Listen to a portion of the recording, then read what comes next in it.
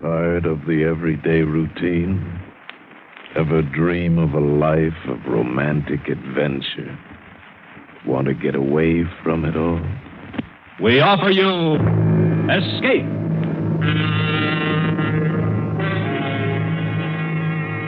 Escape, designed to free you from the four walls of today for a half hour of high adventure.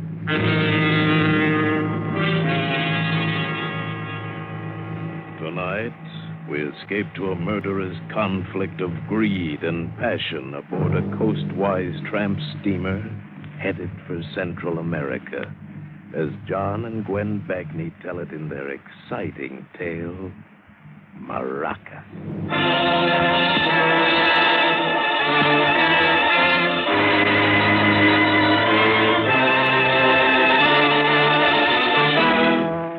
I am standing in the little patio of a cantina near Maracas. The air is heavy with the scent of tropical vines, tequila, and gunpowder. There's broken glass everywhere, and the most appalling silence. Captain Kelso is standing here with me. So is Estelle. And General Topaz and his men, their swarthy faces serious, completely erasing their earlier gaiety. The party is over. We're all waiting for General Topaz to give the order. And then... But maybe I'd better start at the beginning.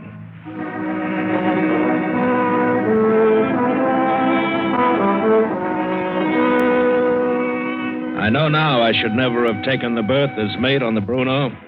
She's a coastwise tramp out of San Diego, but at the time I figured working under that loudmouth, sadistic, slave-driving Kelso was better than the seaman's mission. They were carrying a cargo for Santiago and 2 passengers. From the beginning, the voyage spelled trouble. For one thing, we weren't long out of Dago when we ran into the blow. I wasn't too concerned about it, but I went to notify the old man purely as a matter of routine. I found him sprawled across his bunk, his mouth open, snoring. There were a couple of empties on the floor and another in the basin. Captain Kelso. Hey, Skipper. Hey, Skipper. Storm. We're running into weather. So, something wrong? No, sir. I just thought you'd like to know. Good. Now I know.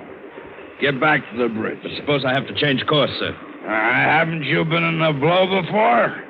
Maybe I should have checked your papers before I signed you on. You are a sailor, aren't you? Yes, sir. I've been to sea a couple of times. Well, get out of here and quit beefing it. And don't bother me again. I got a headache. You should have. What's that, Mr. Doyle? Nothing, sir. Nothing.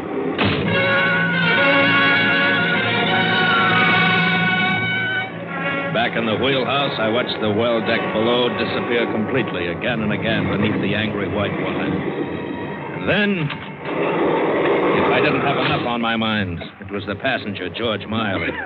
I hate passengers. They don't belong on freighters, always underfoot, always asking fool questions.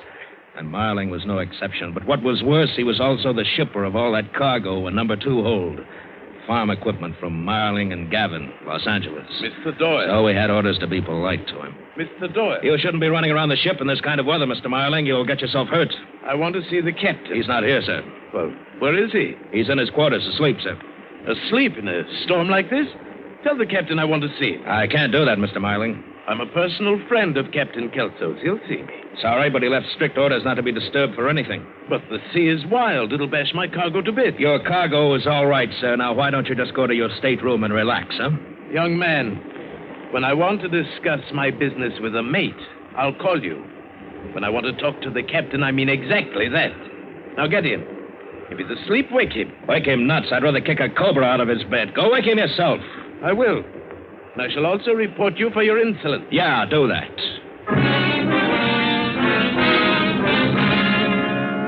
What did he think? Somebody was going to steal his precious cargo?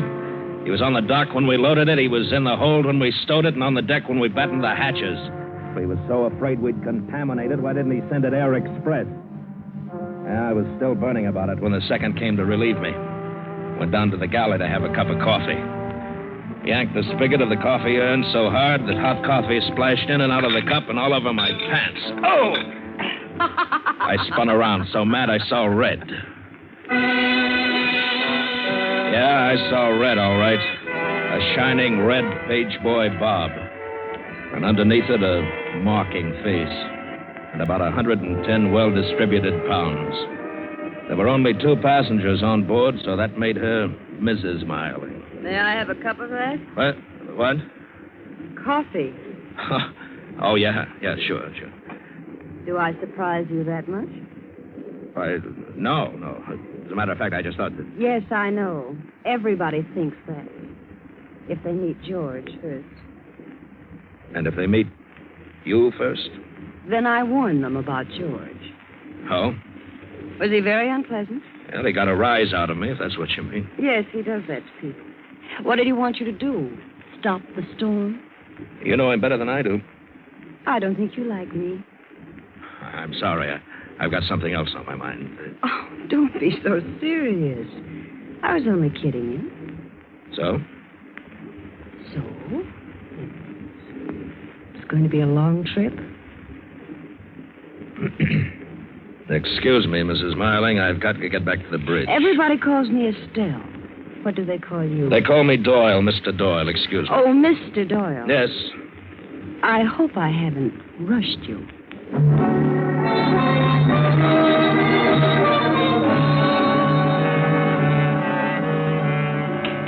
Passengers. You see what I mean? They get in your hair one way or another. Only one day out, and already she was bored. Already she was looking for a way to pass the time and somebody to pass it with. Well, you can ignore the passengers, but the cargo, that's the lifeblood of shipping. So as soon as the storm quieted down, I went below to make sure it was all well secured. Number 3 hold filled with canned goods was okay. So was number 4, which carried a cargo of radios. Then I went into number 2 to see how Miling's farm implements were faring. And immediately I was glad I had. One end of a crate had jarred loose, and wouldn't do for Miling to find that. I brought my flashlight closer to check for possible damage, and that's when I saw them. Highly polished stocks of a half-dozen rifles. Farm equipment, huh? I ripped open a few more crates. Yeah, they were all the same. Rifles. No wonder George Miling was so concerned with his cargo.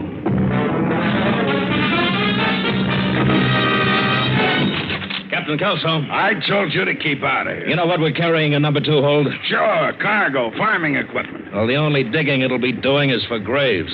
What do you mean? The crates of rifles Miling's transporting. What are you doing in number 2 hold? Listen, Kelso, I signed on this ship as mate, but when it comes to carrying contraband, that's something else. The cargo's listed on the bill of lading as farm equipment. As far as I'm concerned, that's what it is. Understand, Mr. Doyle? Yeah, I understand. What's your cut? What are you talking about? Kelso, you just aren't surprised enough. How much are Miling and Gavin paying you? If you got something definite on your mind, spring it. All right, I will. I want my share. Why, you... And if I don't get it, I might be unhappy. I might talk to the wrong people. Like, say, port officials. Why, you punk. Who do you think you are? Get out of here. Get out before... Get that straight, Kelso. If I'm going to help carry trouble, I'm going to get paid for it. And you can tell that to that jerk Miling. Why don't you tell me yourself?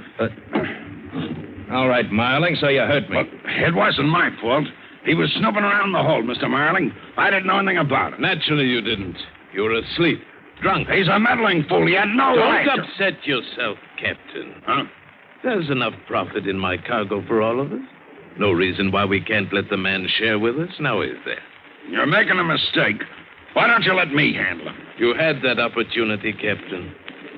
We'll do it my way now. And what's my share your way? We'll talk about that. I want a third. A third? Oh, you are greedy. No, I'm afraid we can't let you have that much. Why not? There are already 3 of us in the deal. My partner Gavin in Los Angeles, myself, and the good captain here. All right, then I'll settle for a 4th. How about, shall we say, $3,000? Oh, you're really off your rocker. That hold is loaded with those crates. You better take it, Mr. Doyle. Your threat about informing the port officials won't do much good unless you get to port. See? Afraid you're not in a very good position to bargain. I'd say I was. Because you see, Miling, you either give me a 4th, or every man in the crew will know what we're carrying before night. You know what happens then? You got a big split on your hands. Everybody shares. You're a very smart man. Well, Marling, is it a deal? It's a deal.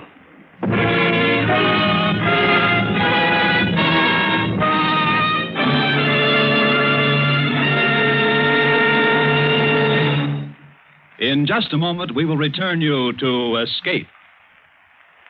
There's a fellow who makes a nice little thing singing popular songs, a fellow named Crosby, Bing Crosby. Then comes another fellow named Frank Fay and begins to analyze the words to the songs this man Crosby has been singing.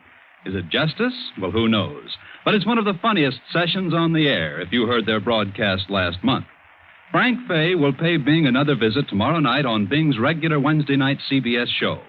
Bing Crosby, Groucho Marx, Burns and Allen, Dr. Christian. They're all Wednesday night stars on most of these same CBS stations. And now we return you to Escape and the second act of Maracas.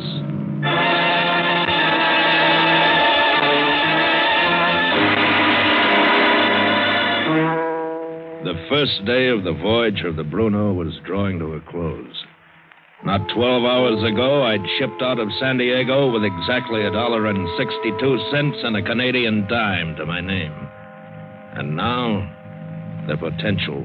The jackpot potential. The night was clear and dark as I came off watch. There was no moon. The storm had blown itself out to the southwest, and now only a light wind across our port beam marked its passing. Yeah, it was the kind of a night I always liked at sea. Quiet and dark. But this night I would have felt a lot happier if there'd been a moon. There were too many dark places where a man could be ambushed on a ship, and the sea is a handy repository for unwanted ballast, including the human variety. So I moved warily, conscious of every sound around me. Mr. Doyle! I almost jumped out of my jacket when I heard him. Mr. Doyle! What? Where are you? Up here on the boat deck. May I see you a moment? Sure. I went up the steps, one hand on the railing, one hand on the pocket that held my gun. And I stopped. Took a bearing and squinted in the darkness. I could just make him out, Marling, standing near number 3 lifeboat. Over here, Mr. Doyle. Yeah, sure. What's on your mind? I want to talk to you. Yeah, I gathered that. It's, about our partnership. What about it? I like you, Mr. Doyle. I think you're a fine addition to our little enterprise. But, there's a little problem. Ah, the fine print, the hidden clause in the contract. Huh? Oh, it's nothing that can't be worked out.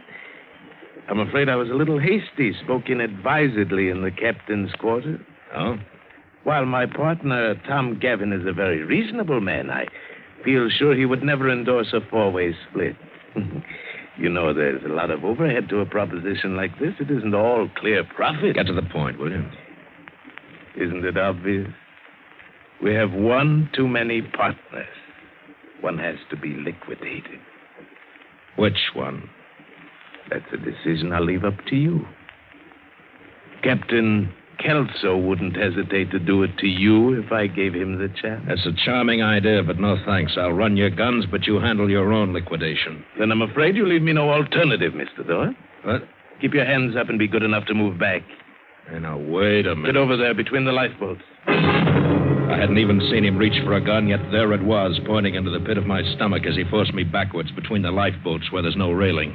If only I could get to my gun, I'd have a shooting chance. I didn't know what the sound was, but it startled Marling just enough for me to pull my gun and hit the deck. His bullet went miles, mine found its mark. But he'd made the choice for me. Murder or be murdered. And I'd have to explain it. I wondered what I would tell them, but nobody saw it. Maybe nobody even heard it. Maybe I could just keep my mouth shut. Maybe the wind had carried the sound away. I moved quickly across the boat deck and stumbled over a davit crank handle. This must have been the cause of the sound that startled Marling. This was the thing that had saved my life. I stooped down to pick it up and became conscious of something else. A foot.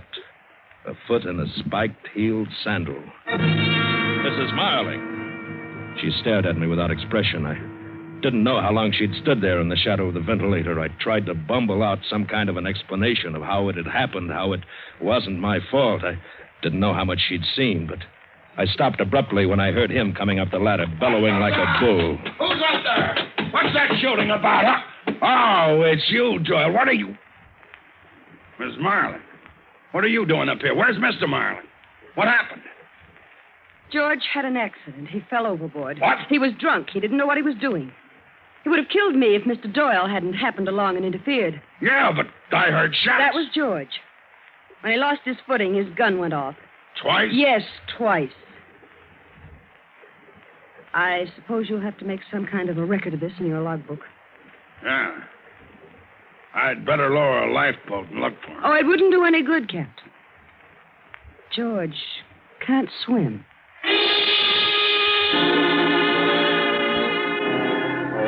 I watched Kelso walk away. I knew he didn't believe any of it.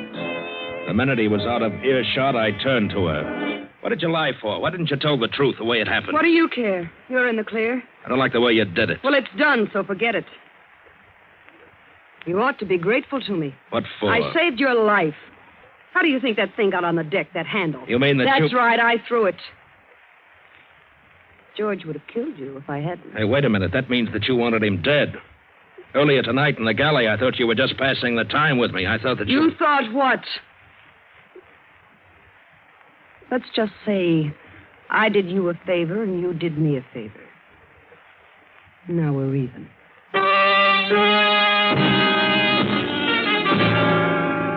The bereaved little widow. She made that sea scum Kelso look like a choir boy. I don't know what she had in her vicious mind, but it wouldn't be good. Not that it made any difference to me. I had only one interest only, my share of the loot. Now that Marling was dead, the split should be bigger. And then I remembered. I'd done a stupid thing. I'd ripped open quite a number of those crates in my hurried inspection of the cargo, and I hadn't crated them up again. Those shiny rifle butts were visible. We couldn't risk port officials seeing them. I hurried into number 2 hold and was busy nailing up the cases when Kelso came down. Counting your chickens? Just protecting my investment.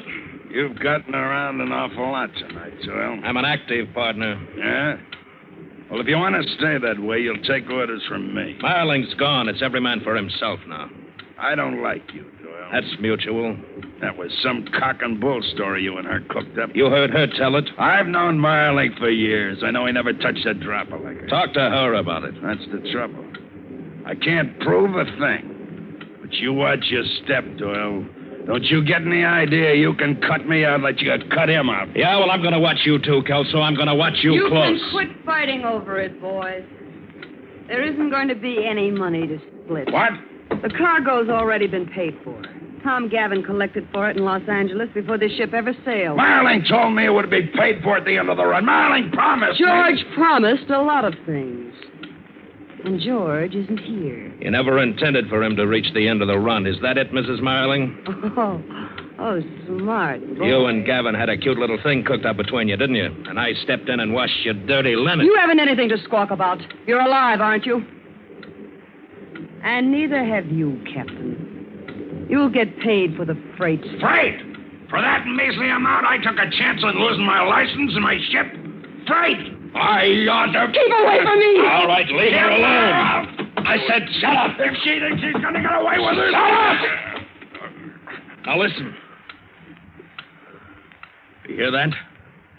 Listen, it's ticking. Only 2 things tick, a clock and a time bomb. Here we've been shouting, screaming at each other as the minutes ticked away. And now we wildly fanned out with flashlights, trying to track down the source of the sound. Fighting time. Minutes, maybe seconds. I was the one who had found it. Planted in one of the cases of rifles I'd opened. Enough TNT to blow the whole ship apart, and us with it. We held our breath, white and tense, as I pulled the clock mechanism away from the detonator, dismantling the bomb.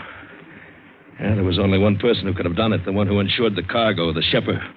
Marling had been on board, so it had been Gavin. How do you feel about your Mr. Gavin now, Mrs. Marling? How do you like being a sucker along with the rest of the boys? You're right. I'm the biggest sucker of all. No wonder Tom was so sure George would never come back. And do you know how he roped me in? with the oldest cliche in the world. He was going to marry me when I came back in my widow's weed. Never mind the broken blossoms. What about us? We're carrying contraband and all the risk that goes with it, and not a nickel for any of us. If you two are finished feeling sorry for yourselves, old man Kelso'd like the floor. There's no law of gravity that says this cargo has to go to Santa Gordo, is there? You've got an idea? Sure, I got an idea. But I'm boss. You understand, Doyle? If you've got an idea. Okay, Mrs. Marling? All I want is a chance to see Tom Gavin squirm. You'll get it, I promise you. You gotta be enterprising in this business, Doyle. There's more than one way to turn a buck, and there's more than one side to a revolution.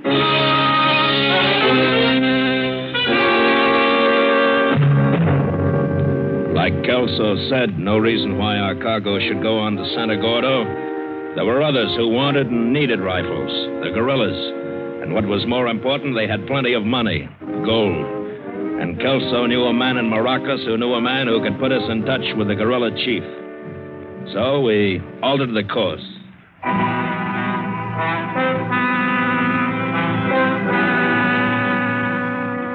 10 days later, we steamed through the Gulf of Teresa and entered the obscure little Bay of Maracas.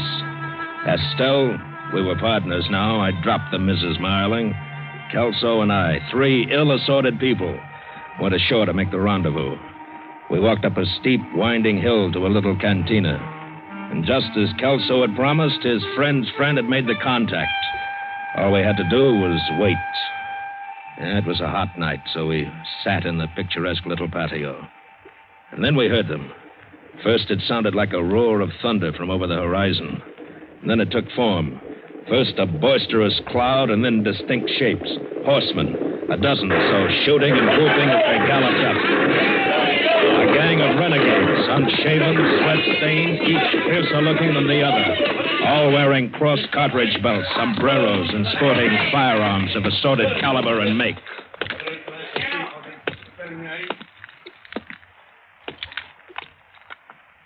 You are El Capitan Curso?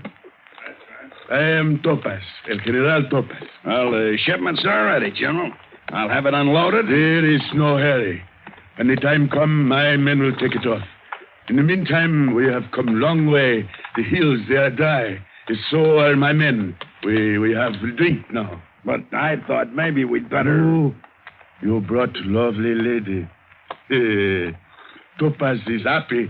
And when Topaz is happy, he must have drink. Amadeo, tequila, cerveza for the men and for my friend. Pronto. Vamos a gozar una voz.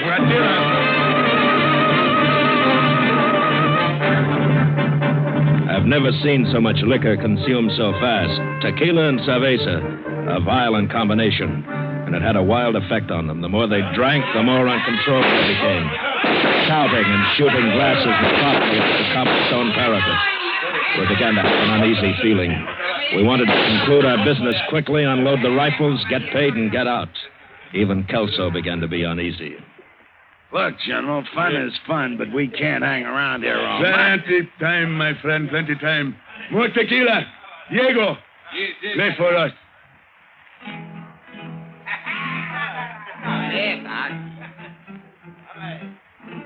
Senorita, is this not nice? You are lucky. Music, moonlight, and topaz. Please, General, Captain Kelso is right. You should send for the cargo. You think so, eh? All right, all right. Mario, Chalo. Get the men. Unload the rifles.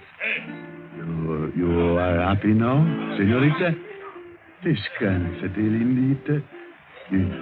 We have drink, no? No, Oh, you think Topaz drink too much, eh? Amadeo, hold the bottle up.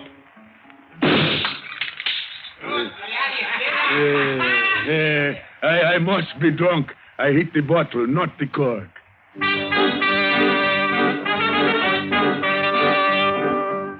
He was a good enough shot to make my blood run cold. All of them were. The more they drank, the better their aim. General Topaz was having a riot at the stand with his cannon of 44 shooting gourds on the post. And it was a relief when the cases of rifles began to pile up. And suddenly, The general's mood changed.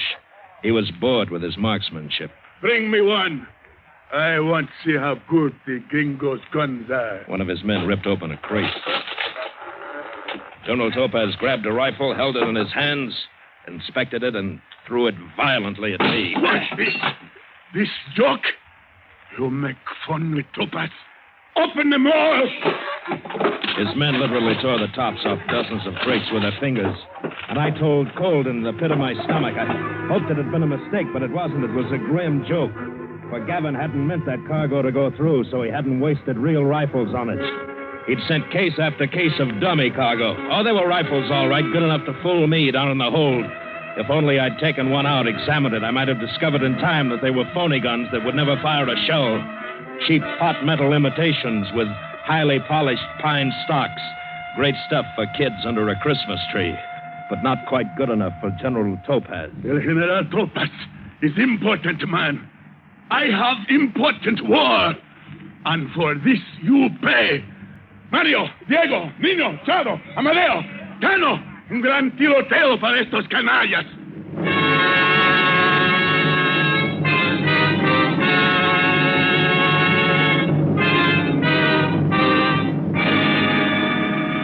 And so it's dawn. And we three, Estelle, Kelso, and I, are standing here in the patio. General Topaz and his guerrillas are drunk, but not dead drunk. Rather, deadly drunk. 10 of them. The firing squad lined up facing the 3 of us. Their guns aimed straight at us. And on their dull faces, murder. The general, with his flamboyant sense of drama, raises his gun just as the first rays of the sun streak through. Listo! He has a sense of the drama, General Topaz, but no sense of humor. Apunten! If it weren't so final, it might be funny. A double cross. Fuego!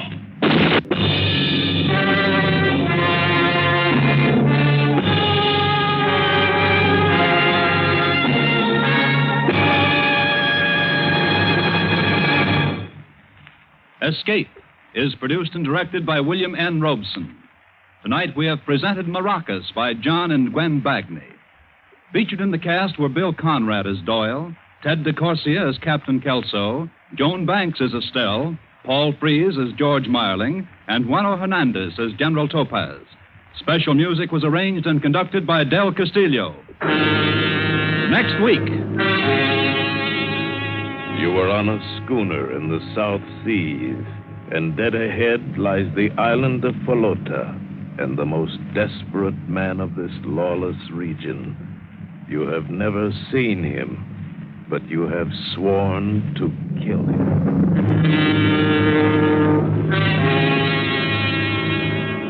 Next week, we escape with an exciting tale of the strangest bargain ever made, as George F. Warts tells it in his famous story, Sunk.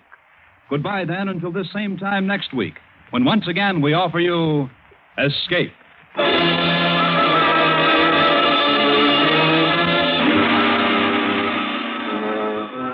Festive music for a festive holiday, 1 full hour of it. That's the treat in store for you when you tune in the Thanksgiving Day Festival over these same CBS stations. The Choraliers and the Symphonette combine talents for this great show, plus Leonid Hambro, pianist, Oscar Shumsky, violinist, Bambi Lynn, young Broadway star, and many other favorites. Remember, 5 p.m. Eastern Standard Time on Thanksgiving Day for the whole family, the Thanksgiving Day Festival over the entire CBS network. Now stay tuned for Hit the Jackpot, which follows immediately on most of these stations.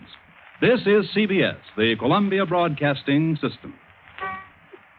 10 p.m. WLOVA, Boulevard Watch Time.